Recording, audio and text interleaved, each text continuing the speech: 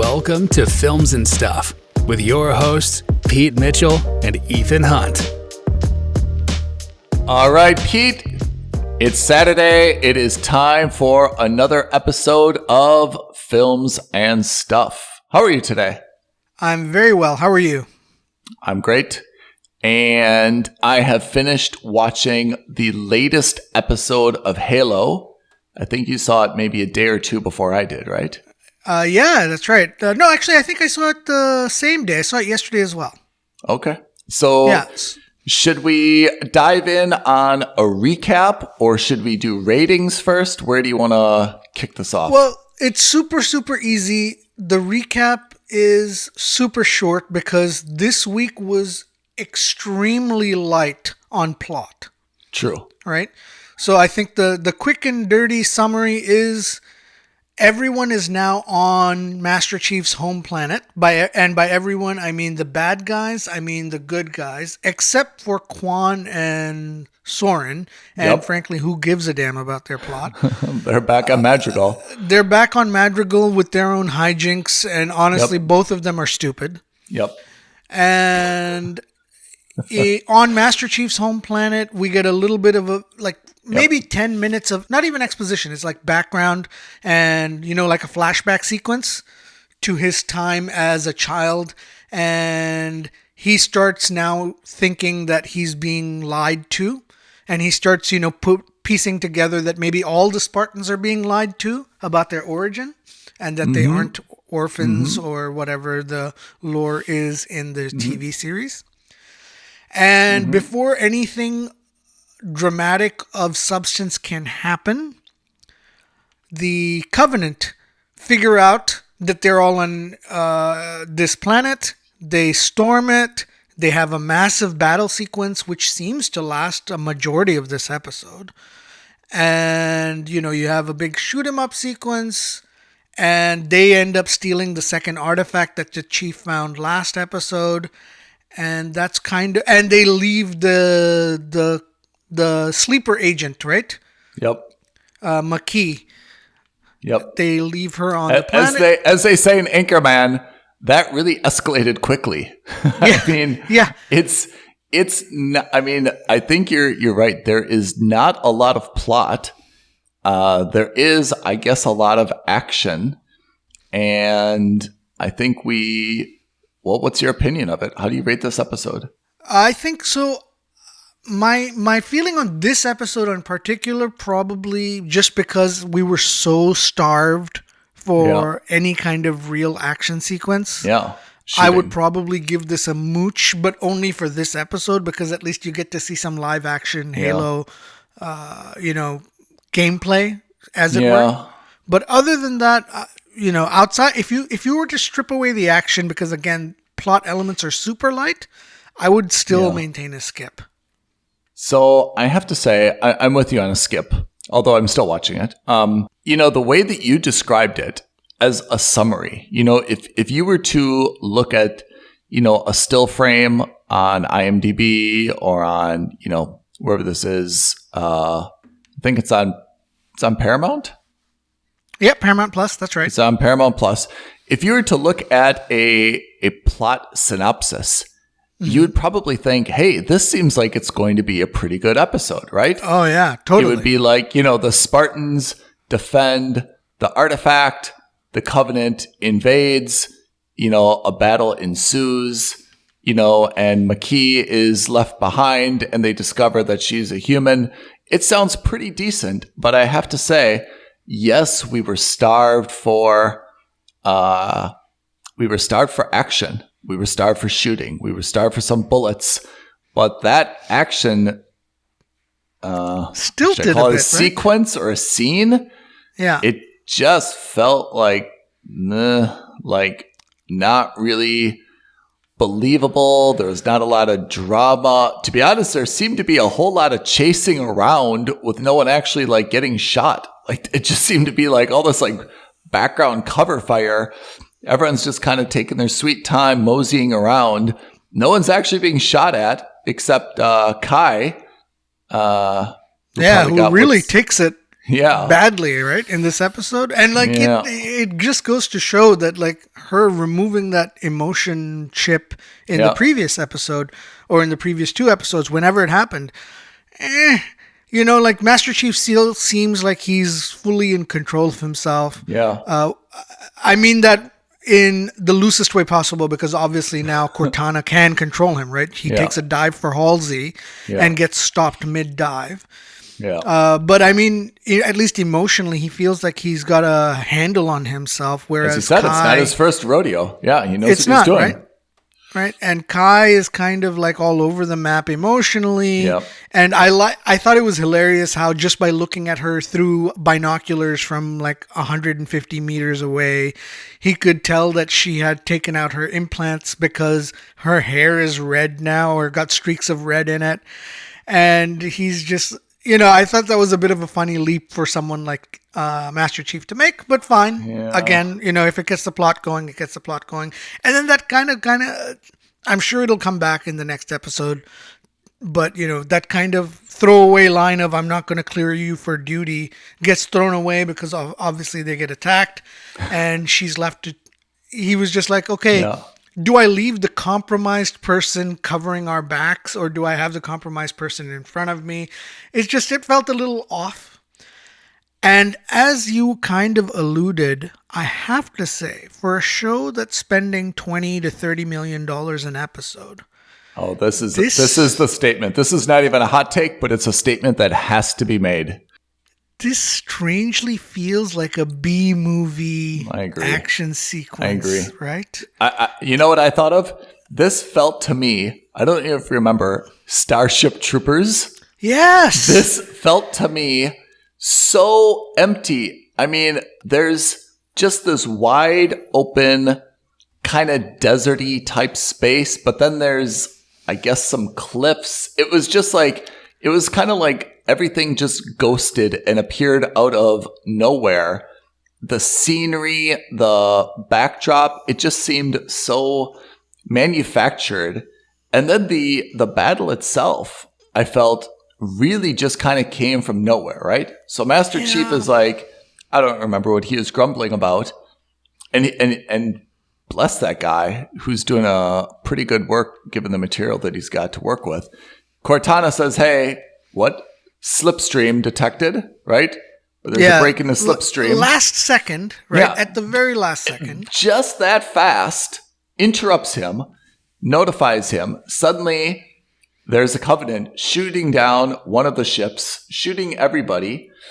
And the first thing that occurred to me was the Spartans were moving pretty slow. Like everyone was just kind of pretty lackadaisical about, hey, we're being attacked. And everyone's kind of like, all right, you guys go left. You guys go right. You guys cover me. And meanwhile, like they were being, really under attack. I thought that there was just kind of like a lack of urgency.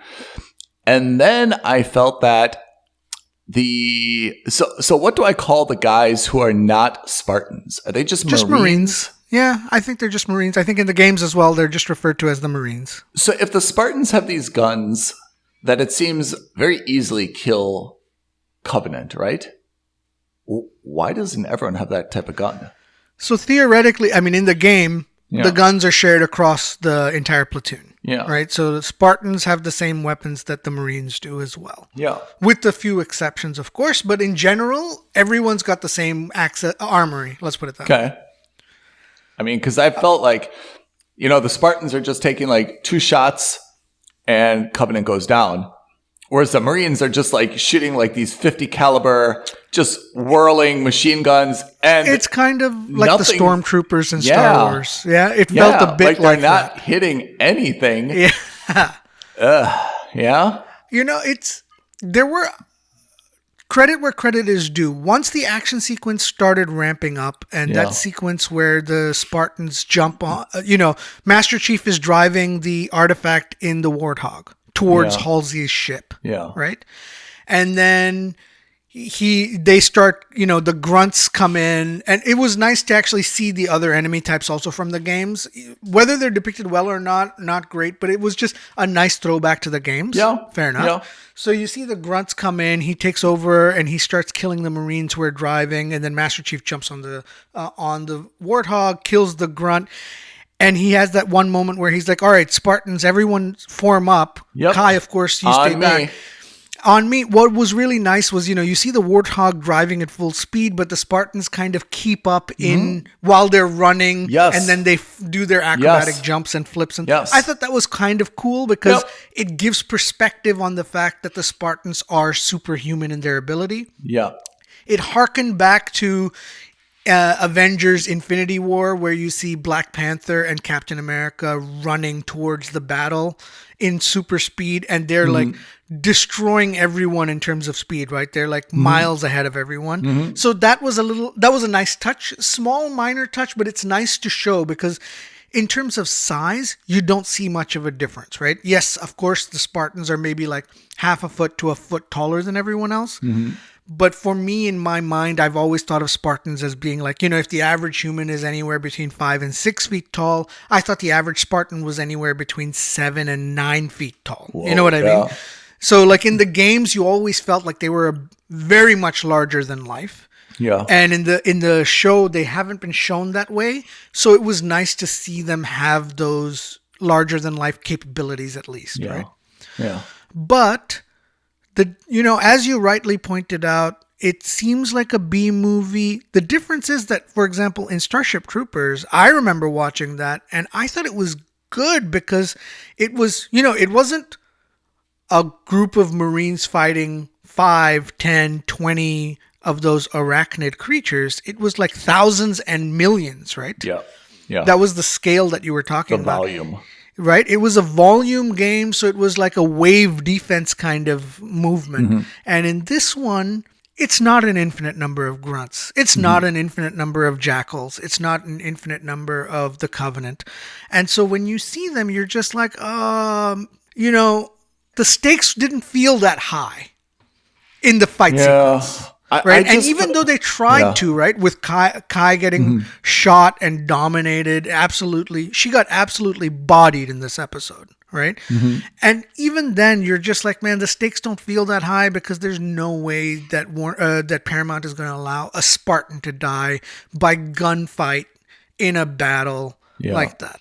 Like I can see her being stabbed by an energy sword in the back because she was emotionally compromised. I would have gotten that. But this, it seems so weird. And she just kind of stood there and took it. It's not like she was trying to dive out of the way. The deer in the headlights kind of look like, wow, blood. This is so overwhelming. I can't move, nah.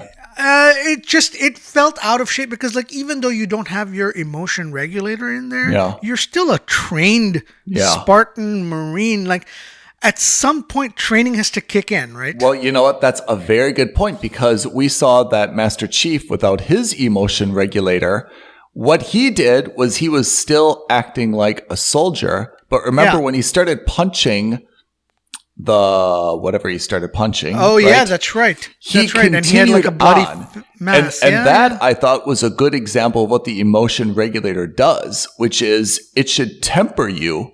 It doesn't cause you to like totally lose any of your training and your ability to function. It doesn't paralyze you. It just says, hey man, like the thing's dead, no more anger, move on to the next one, right? Right. It amplifies your extremes, I would have said, right? And that your emotional regulator probably tamps those extremes down. It's a regulator. It's a regulator. Exactly right. This isn't even about being regulated, right? She just stood there frozen in, like you said, like a deer in headlights. It was crazy. Yeah. So one of the things that really bothers me in all movies, but especially in this scene is I'm making this up now. I never called it this before. I'm going to call it the infinite runway or the infinite tunnel. We've all seen these action sequences where they're on an airplane or they're in a tunnel, car chasing. You're like, how long is this runway? Like they're driving 100 kilometers per hour for Fast about 3.5 minutes. The end of Fast and Furious 7 where they're chasing the seems like not a very long tunnel, right? And I felt the same thing in this scene with, first of all, everyone was supposed to be in a relatively closed, like a close space, right? Exactly, right? Like they're there to exhume the artifact. Yeah. And obviously there's the military's there, exactly for this reason, to provide support, right? So everyone should have kind of been on their toes, and they shouldn't have been spread out. They should have been in a very tight pattern, with probably some lookouts, Overwatch or something, right? And then when they jumped into the Warthog, they're driving really fast, driving up the mountain. And I just kind of felt like, what's the lay of the land here? Because it seems like we were understood that everyone's kind of right next to each other in the tents, in the setup of the cave, right? Everyone's kind of walking distance.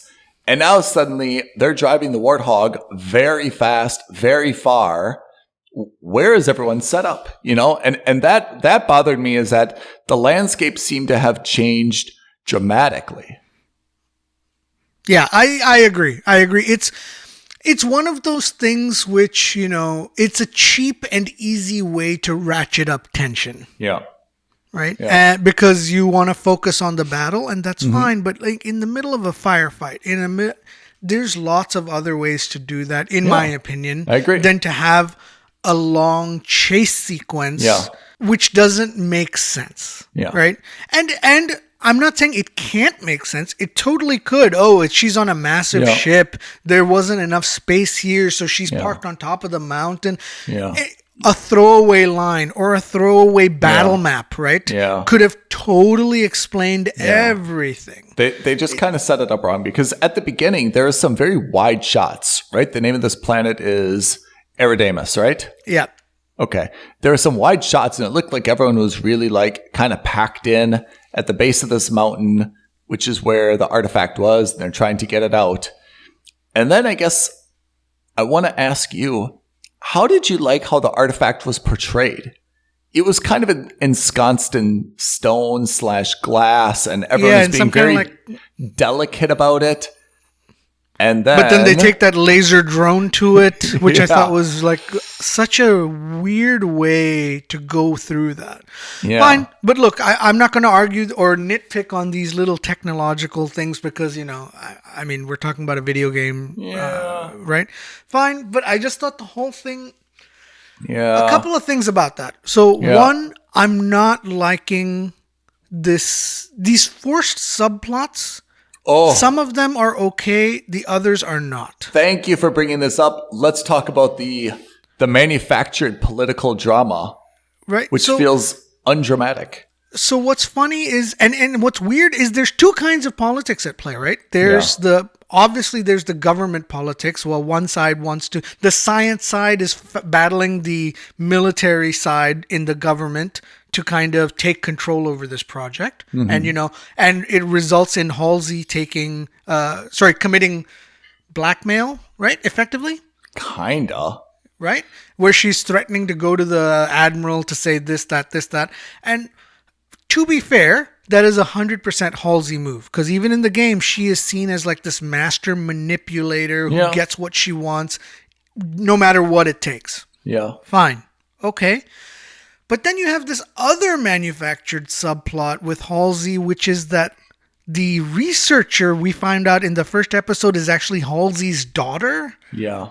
Right? And it was such a throwaway line that I kind of forgot about it until this episode. Yeah. I didn't really forget about it, but I didn't really think of it. They mentioned mom, yeah. She said Halsey's the mother, and she's the head of the science division. Yep. Her father is the head of the military division, right? Or the marine division, right? And they're obviously working together, but there's some clashes because politically one wants control over the other. And she's kind of like the kid in between. And frankly speaking, I don't know about modern, the future military, but I feel like the modern military would never allow this kind of nepotism to happen. Well, husband-wife team, I could kind of see, but then you also have your daughter in there. It gets a really messy real quick. And it seems so stupid because then you see Halsey, who has shown zero concern for her daughter this entire series. All of a sudden, in one video camera thing, she sees her daughter fall, and she leaves the ship and the safety of her ship to chase after her to protect her daughter, which doesn't seem like anything Halsey would do. Yeah. Halsey doesn't seem like that kind of emotional person. She seems like she's got 2 emotional regulators on her, and she's only interested in really getting the artifact and getting the hell out of there. Can I say something, though? This also, you make a very good point, but what I find confusing about this is that it's almost as if the roles were reversed. That the military is like, okay, let's think about this. Are we sure it's a weapon? Why do we need this? Yeah. And the scientist is like, this is a weapon. We need this for the war. It's usually the opposite, where the military is trying to weaponize science. And it's the scientist. I know that this is Halsey. I know that there's history to this, but it just seems like these roles are so reversed, where the scientist is the aggressor, and it's the military always trying to pump the brakes, saying, is this really what we need? Why do we need this? So you're going to tell the weird. admiral?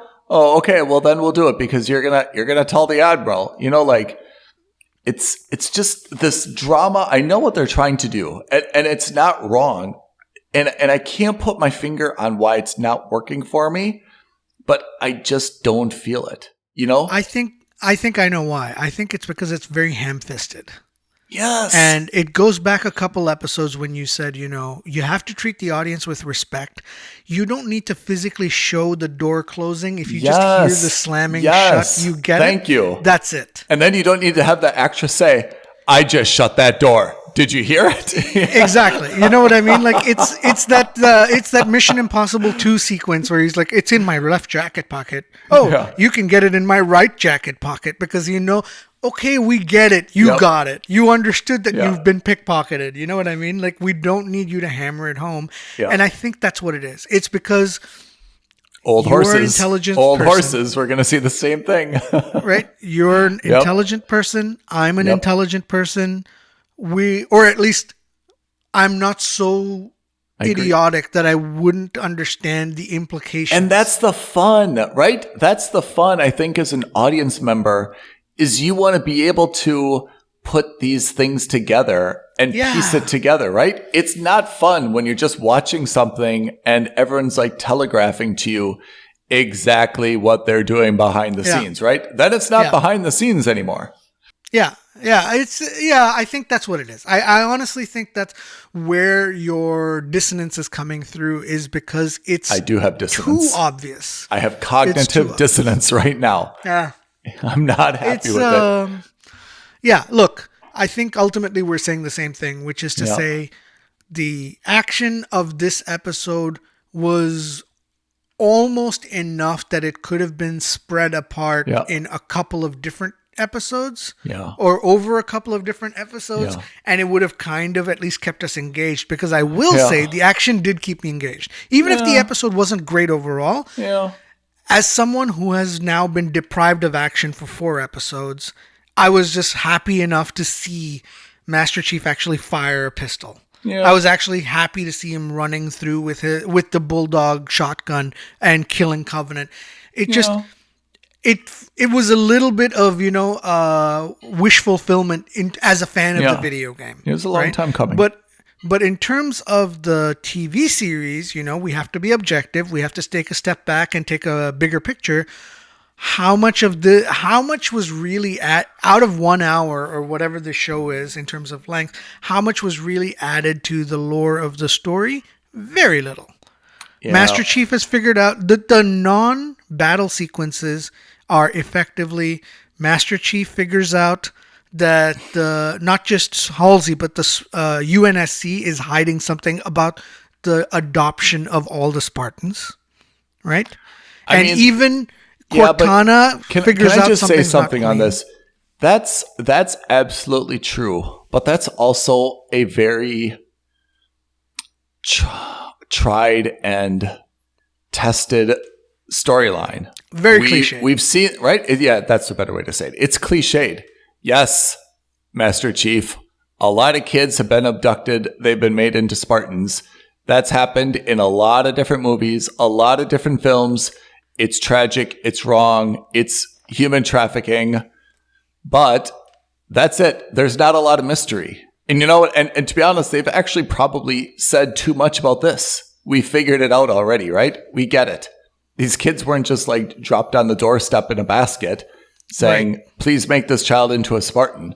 Yes, they were somehow identified as having some type of characteristic, physical or psychological, that made them Spartans, and they were taken to be Spartans. We don't need to know exactly how. That's, I guess, left to our imagination, right? We've gotten a few pieces, but to be honest, I think we've got enough pieces, right? And again, like I said at the very beginning of before we first started really looking into Halo, if that's what you wanted to do, by all means do that. But then don't,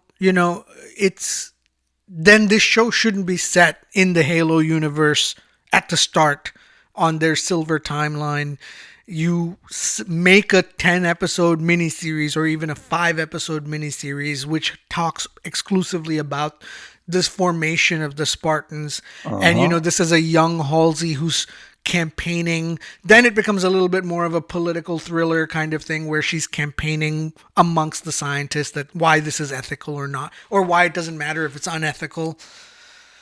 That's, it's a different kettle of fish, but like what you're trying to do now is you're mixing and matching, you're talking about the ethics of the Spartan program in the middle of a battle. And frankly speaking, it's almost irrelevant at this stage. When you're fighting for your life, are you really worried about, when you're in this war, are you really worried about how the Spartans were created at this stage?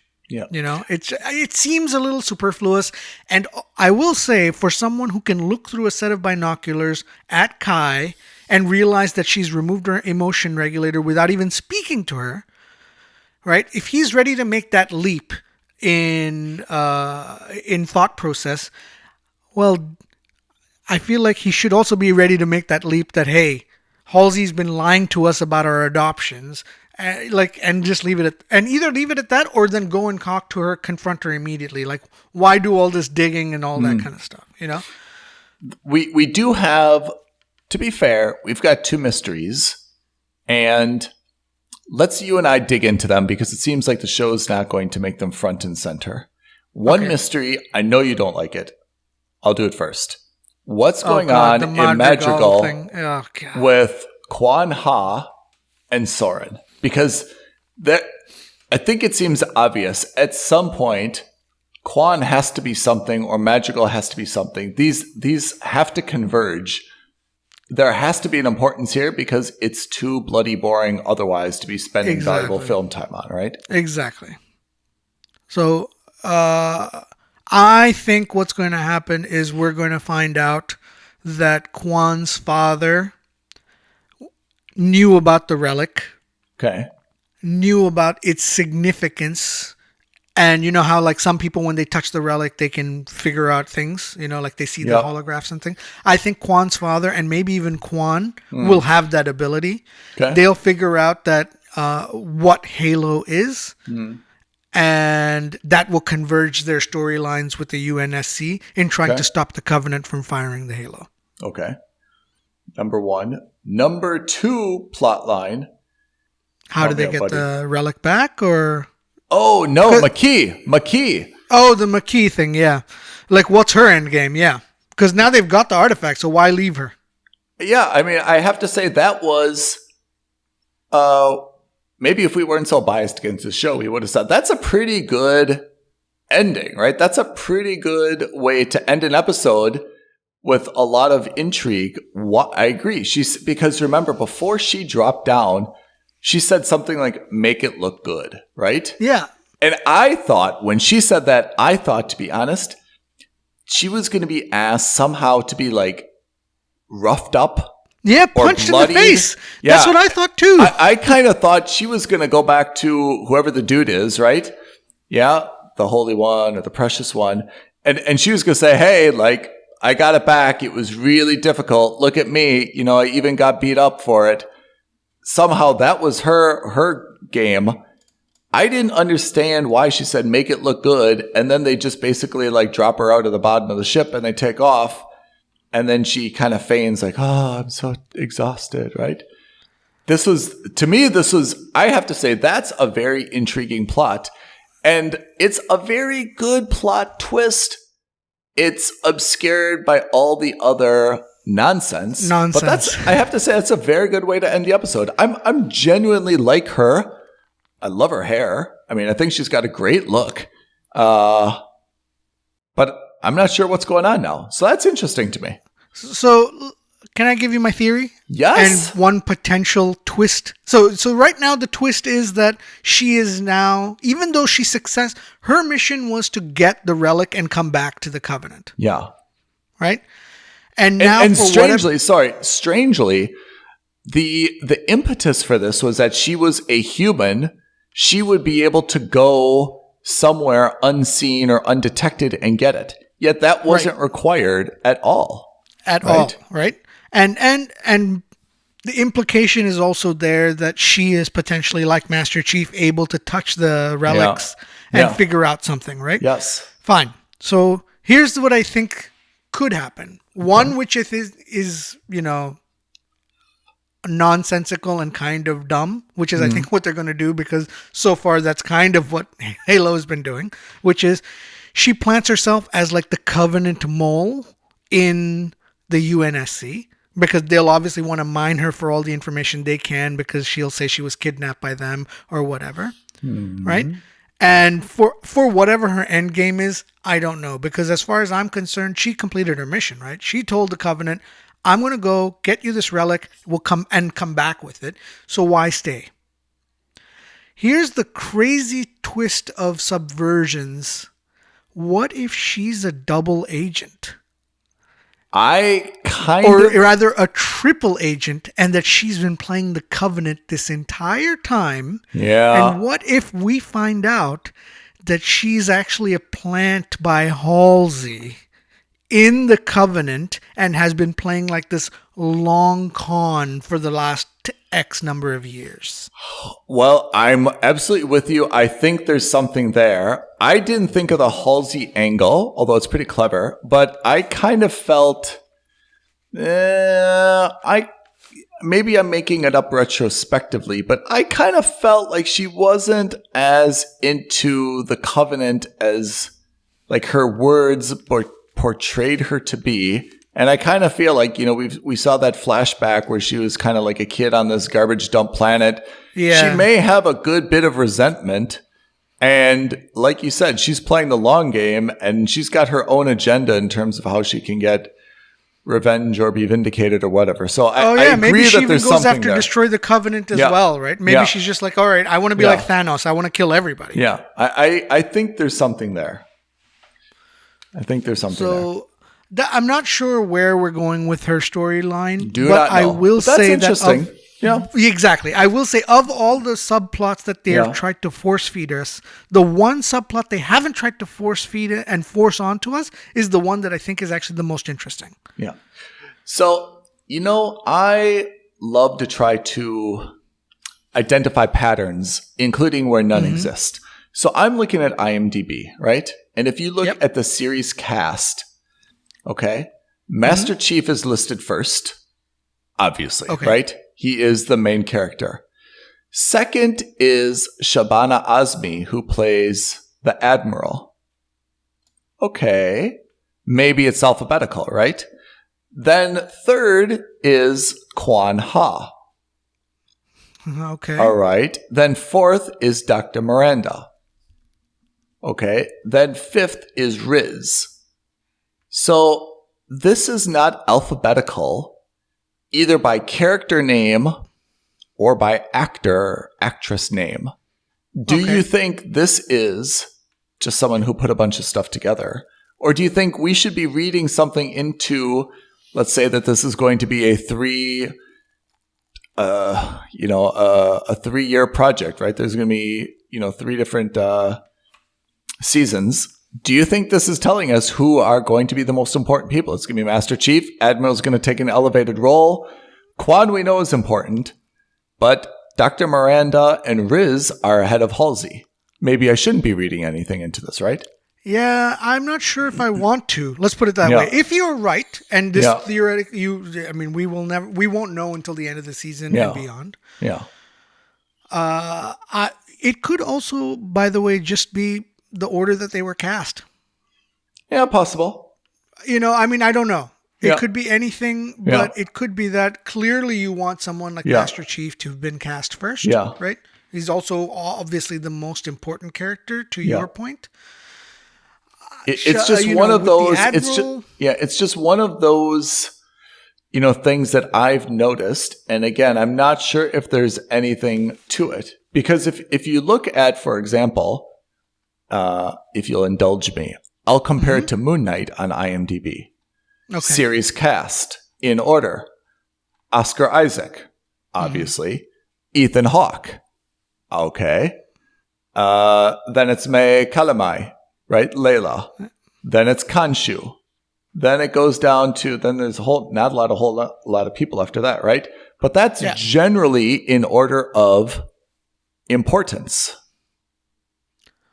Right? You have the protagonist, the antagonist, the sidekick to the protagonist. Layla and Khonshu. By the way, that's a very small cast. After you get past Khonshu, who's a very minimum character, by the way. I'm not sure who is Billy. I'm not sure who is Bobby. I'm not sure who's Crawley. Khonshu performer. Yetzel, Salim, Donna, the golden JB. statue, the living statue. Oh, yeah.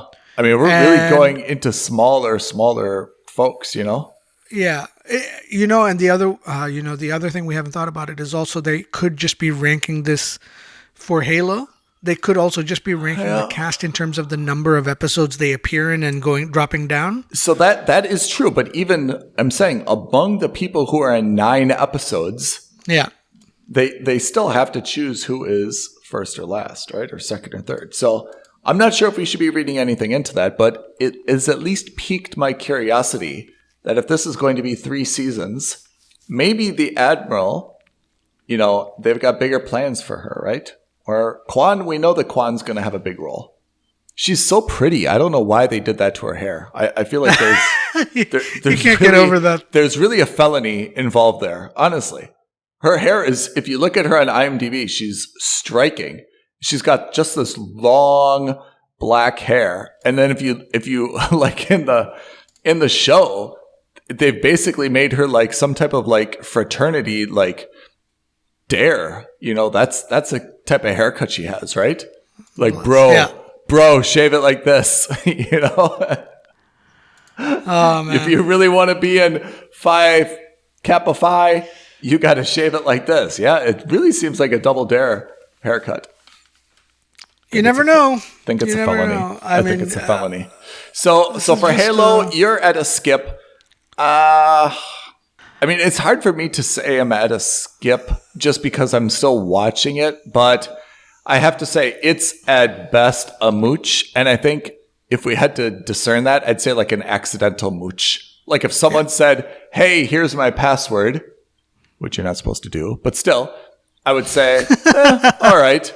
But I don't think I'd call a friend and be like, or my sister and be like, hey, I'm having a Halo watch party. I need your password, So I think it's more of like if we had to, subcategorize it, it's a light mooch at best. But is it a total skip? Definitely, if we weren't doing it for the show, it would not be on my watch list. I can imagine a scenario where I see it, I'm like, I'll give it a try, But it's at best a mooch for me. All right, so let me ask you this, and I don't want to put you on the spot. I'm on the spot. But I'm going to put you on the spot. I'm on the spot. Feels a lot like I'm on the spot. How would you feel if we were to say, all right, we've watched 5 episodes of Halo, so we're practically halfway through the series. We're both struggling to really find points of merit that would justify us continuing to watch this. We will continue watching. It's not that we won't. But it's getting harder and harder to say, hey, let's have a weekly discussion about this so that we can say effectively the same thing, right?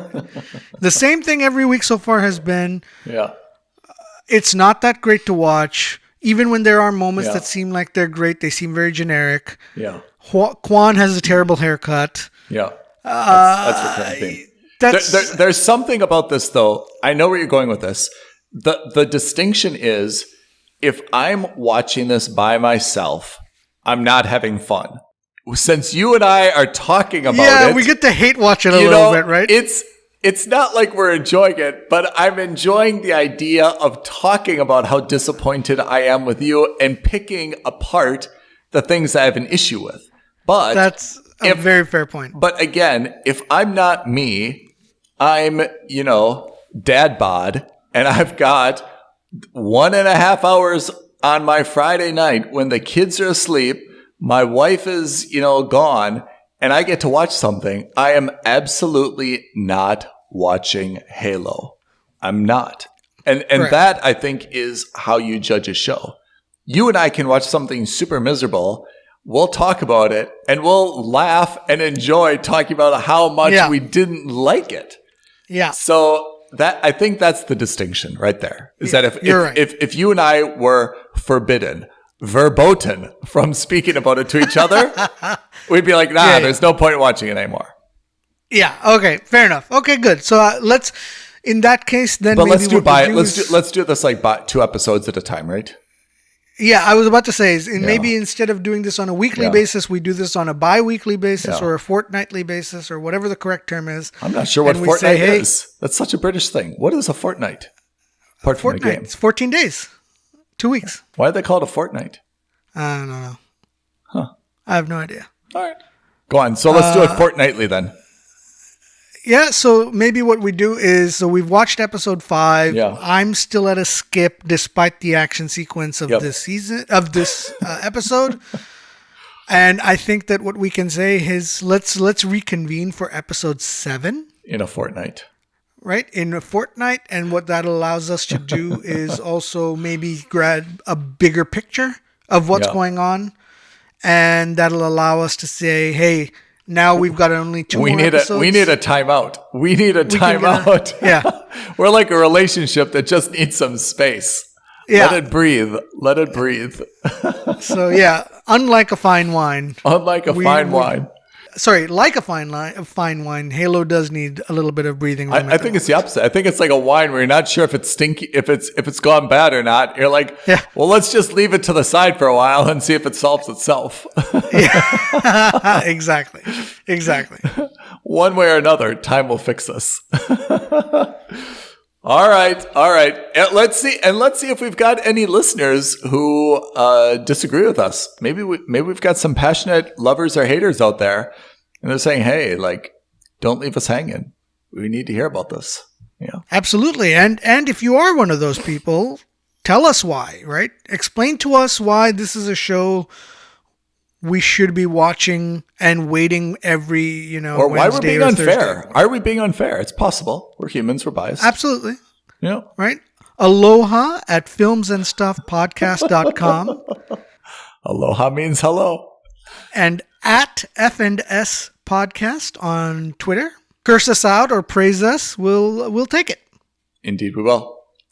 Pete, pleasure as always. Before we go, what is our next episode?